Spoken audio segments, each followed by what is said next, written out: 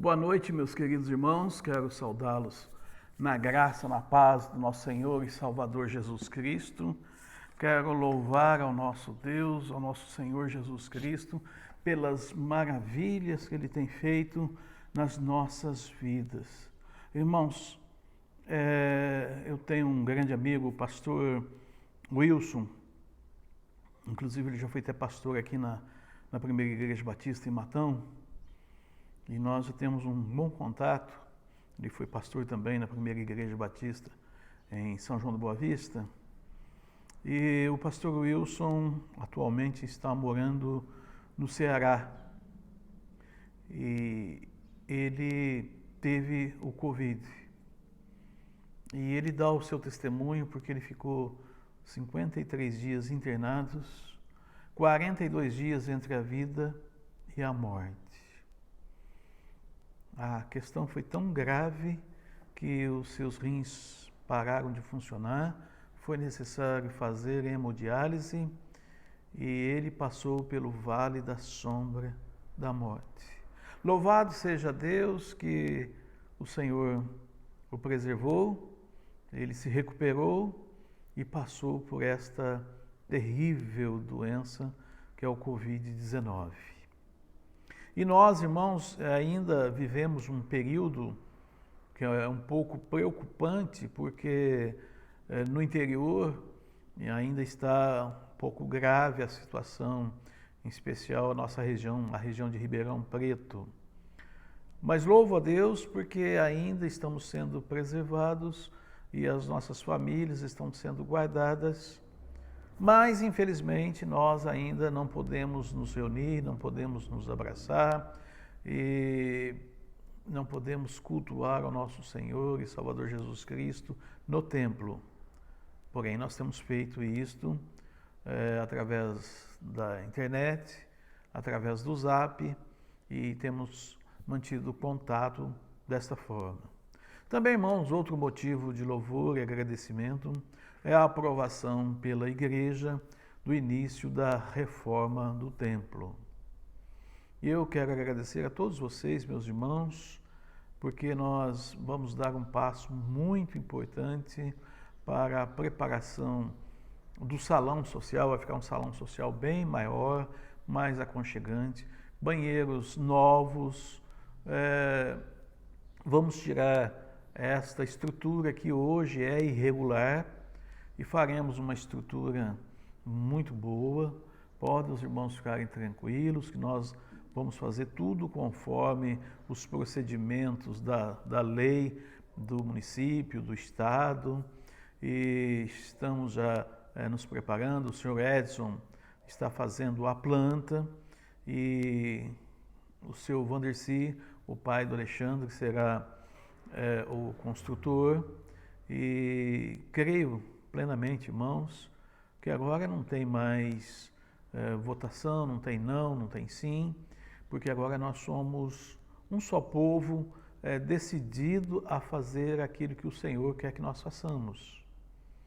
E que nós possamos unir as nossas forças, que nós possamos nos ajuntar com alegria nos nossos corações, preparar essa obra a qual o Senhor entregou em nossas mãos, para que esta igreja, a primeira igreja batista em Jaboticabal, venha a ter uma área educacional preparada para as nossas crianças, e não somente para as nossas crianças, mas também vamos abrir as portas da igreja para receber, acolher pessoas salvas ou não, cristãs, no caso evangélicas de outras denominações, ou não, para que venham aqui usar essas salas e através de vocês, meus irmãos, vocês professores, vocês que estão se preparando para ensinar a palavra de Deus às pessoas. Nós entendemos que as pessoas estão carentes da palavra de Deus, nós entendemos que as pessoas não conhecem a palavra de Deus como deve ser. Inclusive, meus irmãos, hoje, nesta reunião de oração, o tema que eu quero usar para que nós venhamos a entender e compreender melhor a questão de ser seguidor de Cristo e ser discípulo de Cristo. Veremos no transcorrer desta mensagem de que há uma grande diferença. E o tema é: o que serei na minha vida cristã? O que você quer ser, o que você é na sua vida cristã? Você é um seguidor ou você é um discípulo? E que ao terminar esta mensagem, você escolhe e decida como vai ser a sua vida cristã. Quando nós éramos crianças, quando eu era criança, eu tinha os meus heróis favoritos. Na minha mente infantil, desejava ser como um desses heróis. É natural que quando nós planejamos e nós idealizamos aquele nosso herói, queremos ser como ele quando crescer. E quando crescemos? Você, meu irmão, você, minha irmã, na sua infância, quem era o seu herói? E agora, você cresceu, nos tornamos adultos. Os sonhos infantis se foram. Os nossos heróis não são mais aqueles. E hoje? Buscamos na graça e no conhecimento de nosso Senhor e Salvador Jesus Cristo ser semelhante a Ele. É uma grande responsabilidade. Meus irmãos, quando nós vamos orientar casais e usamos o texto de Efésios, capítulo 5, quando diz em relação à mulher ser submissa ao seu marido, até parece que quando nós usamos esse verso nos dias atuais, nós estamos cometendo um familiacídio ou os patriarcais, os machistas. Mas a Bíblia diz que a mulher deve ser submissa ao seu marido. E nós pregamos a Bíblia. E continuaremos a falar que a esposa deve ser submissa ao seu esposo, os seus filhos devem ser submissos aos seus pais e ao pai. Mas também, irmãos, nós falamos que o marido deve amar a sua esposa como Cristo amou a igreja. Portanto, nós vemos que é muito mais fácil ser submisso. Portanto, as mulheres recebem uma ordem, digamos, mais tranquila do que o que os homens recebem. Aos maridos cabe amar as suas esposas como Cristo amou a igreja. Ou seja, isso nos leva a entender e compreender que nós cristãos devemos buscar ser semelhante a Cristo. E no casamento, dentro da família, o marido deve amar a sua esposa como Cristo amou a igreja. Confesso aos irmãos que eu estou muito aquém e devo lutar muito para que eu possa chegar a um bom termo e um dia, na presença do Senhor Jesus, dizer: eu amei a minha esposa como Cristo amou a sua igreja. Irmãos, continuando aqui, nós vemos que, como filhos de Deus, temos esta oportunidade, a oportunidade de ser semelhante ao nosso Mestre. Mas, será que todos aproveitam? William Barclay, ele disse: é possível ser um seguidor de Jesus sem ser um discípulo. Uma das piores desvantagens que a igreja padece é que existem nela tantos seguidores distantes de Jesus e tão poucos discípulos verdadeiros. Vamos pensar primeiramente no cristianismo. Essências do cristianismo. O alvo de nossa fala desta noite é explicar o que significa ser um discípulo, não meramente um cristão. Irmãos, vamos dar uma olhadinha aqui nos textos para a nossa meditação. Primeiramente, nós vamos aqui nos socorrer em João capítulo 1, versículos 35 ao 48, quando Jesus chama os seus discípulos. No dia seguinte, João estava outra vez ali, e 2 dos seus discípulos. E vendo passar a Jesus, disse: Eis aqui o Cordeiro de Deus. E os 2 discípulos ouviram-no dizer isto e seguiram a Jesus. E Jesus, voltando-se e vendo que eles o seguiam, disse-lhes: Que buscais? E eles disseram: Rabi, que traduzido quer dizer mestre. Onde moras? Ele lhes disse: Vinde e vede. Foram e viram onde morava, e ficaram com ele aquele dia, e era já quase a hora 10ª. Era André, irmão de Simão Pedro, um dos 2 que ouviram aquilo de João, e o haviam seguido. Este achou primeiro a seu irmão Simão, e disse-lhe: Achamos o Messias, que traduzido é o Cristo.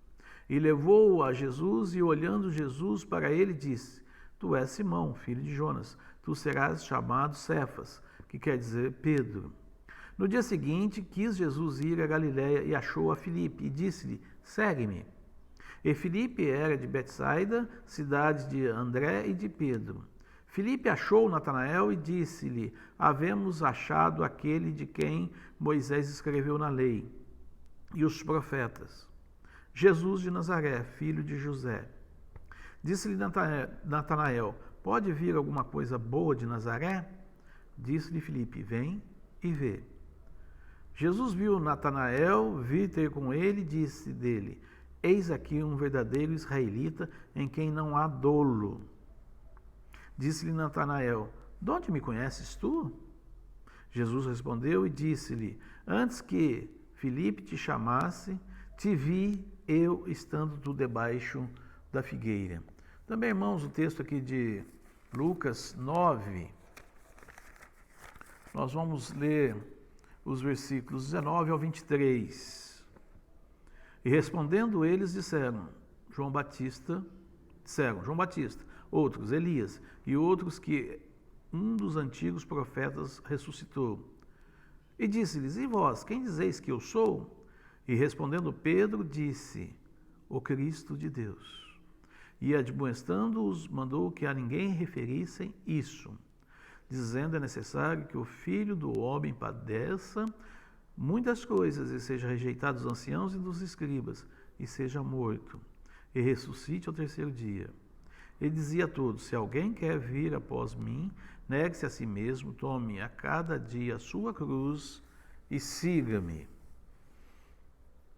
Ao olharmos esses 2 textos e pensarmos, irmãos, na questão a qual nós estamos levando você a compreender a essência do cristianismo. Primeiramente, passemos em revista as doutrinas do cristianismo que nos servem de alicerce para sermos verdadeiros discípulos, para termos um verdadeiro discipulado. Meus queridos irmãos, não há como ser um verdadeiro discípulo se negarmos as doutrinas do Senhor Jesus Cristo. Paulo sempre enfatiza as sãs doutrinas. E nós estamos vivendo um período em que eles querem que nós engolamos, através da palavra amor, o homossexualismo. Nós não vamos aceitar isso, porque a própria palavra do Senhor nos orienta. Homem é homem, mulher é mulher. O que passa disso é do maligno. Portanto, se queremos ser verdadeiros discípulos, nós não podemos nos conformar ao mundo, mas devemos ser firmes na nossa decisão. E a decisão não é nossa, a decisão vem de Cristo. Portanto, o que o mundo fala e o que o mundo diz não nos interessa. O que nos interessa é a palavra de Deus.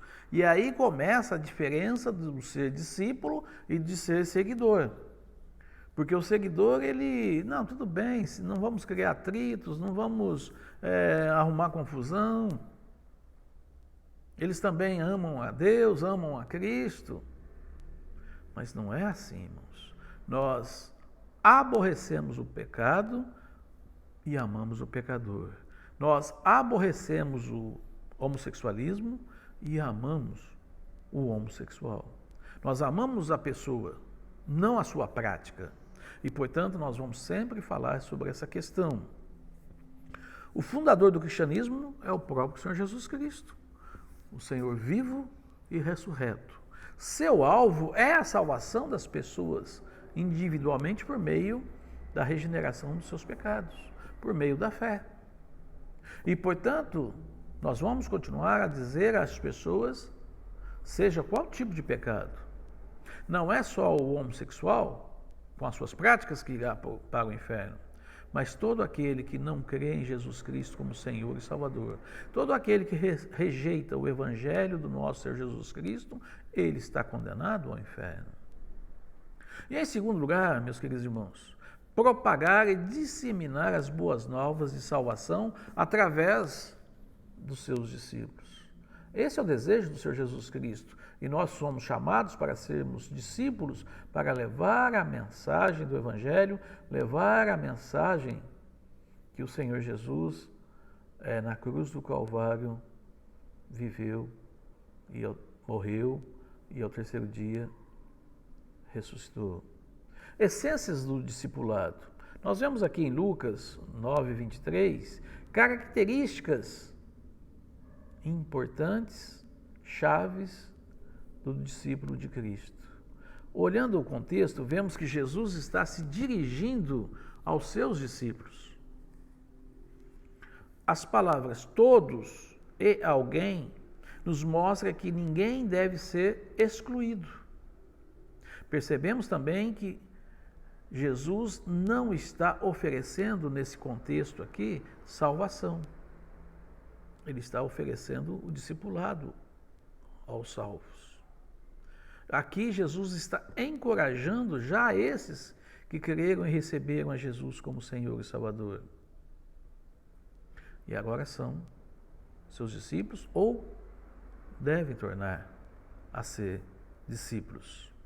A palavra quer é um verbo e negue, um subjuntivo, indicam que o Senhor está pedindo uma decisão para o seguidor. Jesus está pedindo para que ele deixe de ser seguidor e torne-se discípulo. O discípulo, além de negar a si mesmo, ele tem que ser servo, ele tem que ser obediente. Portanto, o discípulo ele passa a ser abnegado. Ele nega a si mesmo e vive a vida de Cristo. Ele deve ser servo. Dia a dia, toma a sua cruz e segue o Mestre. Irmãos, aqui nós vemos que cruz significa morte, cruz significa sofrimento, cruz significa dor. Portanto, aquela visão e aquela imagem que muitos pregadores passam de que a partir do momento que você aceita Jesus como Senhor e Salvador, e aí você passa a ser filho do rei, e como filho do rei, príncipe, você vai ter toda a realeza aos seus pés, não é fato. Aqui Jesus está dizendo, se você quer tomar para si uma coroa, não é a coroa de diamantes, nem de ouro, mas é uma coroa de espinhos. Se queremos ser semelhantes a Cristo, devemos também estarmos preparados para sofrer por Cristo. E ele é obediente, recebe a ordem, siga-me. E em obediência, ele segue a Cristo. Meus irmãos, vocês percebem a diferença entre ser seguidor do Senhor Jesus Cristo e a diferença em ser discípulo?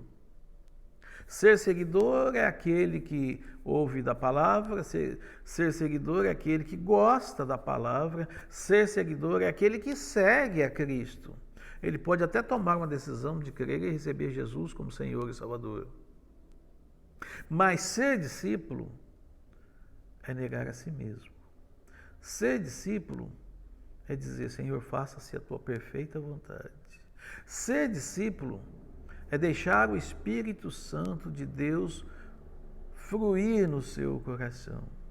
Deixar que o Espírito Santo tome as decisões. Fazer com que a sua vida seja dirigida pelo nosso Mestre.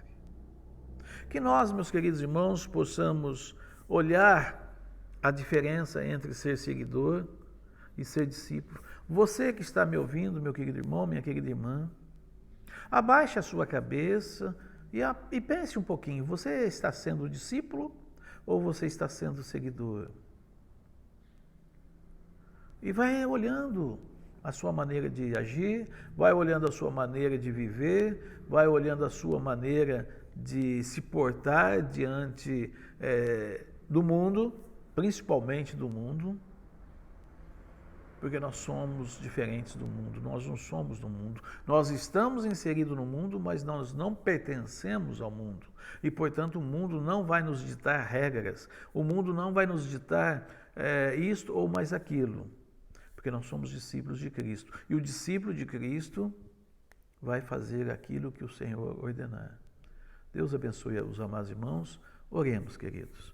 Pai de amor e soberano Deus, quero agradecer a Ti pela dádiva, pela graça maravilhosa alcançada pelo nosso Senhor e Salvador Jesus Cristo.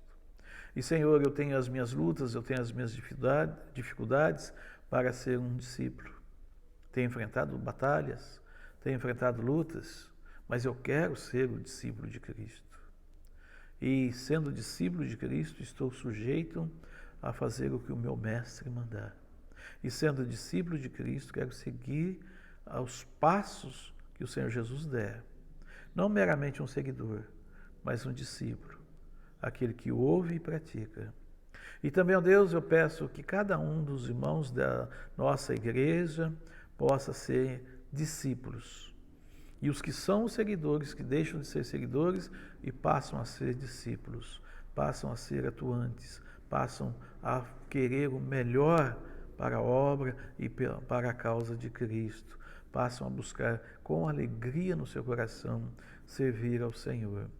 Louvamos, ó Pai amado, que nós temos na nossa igreja professores capacitados para continuar dando aulas, não somente à igreja, mas agora com esse projeto da reforma, ampliação das salas, do salão, que nós possamos começar a levar a mensagem do Senhor Jesus Cristo, para que nós começamos a ensinar aqueles que são membros de outras denominações e que almejam, têm um profundo desejo de conhecer mais as Escrituras, possam, através de nossos professores, de pessoas capacitadas, a falar do amor e da graça de Jesus.